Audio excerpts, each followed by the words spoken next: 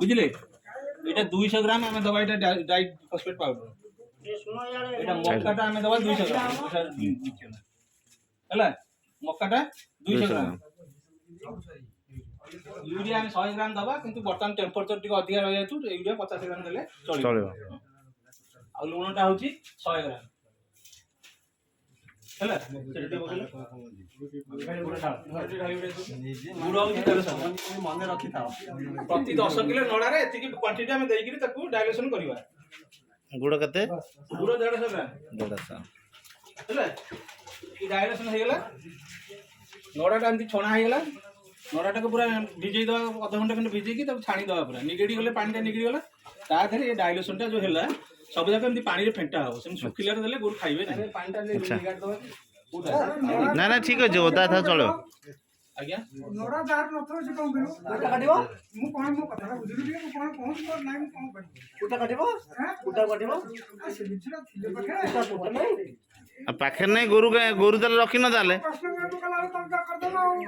ଆଉ ए से बेकारिया कथा ताले गोरु नहीं तमरो नड़ा नहीं माने गोरु नहीं डायल्यूशन ହେଇଗଲା ବୁଝିଲେ ଦେଖିବା ଟିକେ ଏଟା ଏଇ ଟାଇପର ଡାଇଲ୍ୟୁସନ ହବ ଦେଖो ओया पूरा मिसी जो पानी देरे फेंटी देले पूरा सब मिसी गला टोटल जदि हम सेम सुखिला दबा सेटा किछि काम करबनी मिसीबनी भलसे तेनु एटा को हम मिसई दबा आगे एई टाइप रो बुझिला एई टाइप रो हम ताको अल्टरनेट करिकरी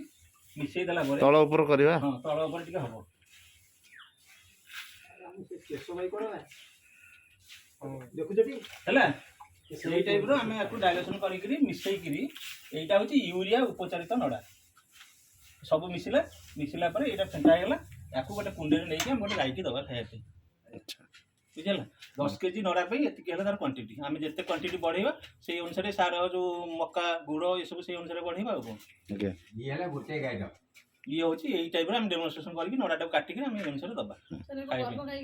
सब समस्त खाइबे किछ असुविधा नहीं गर्भ गाई के अपन तो यूरिया टा दे ଶୁଖିଲା ନଡ଼ା ଦରକାର ନା କଞ୍ଚା ନଡ଼ା यूरिया टा देबेनी वर्तमान पे टेम्परेचर जहाँ अच्छी यूरिया टा आम दवा बारण कर कहीं यूरिया 100 ग्राम दवा 100 ग्राम नो 50 ग्राम देले भी चलिए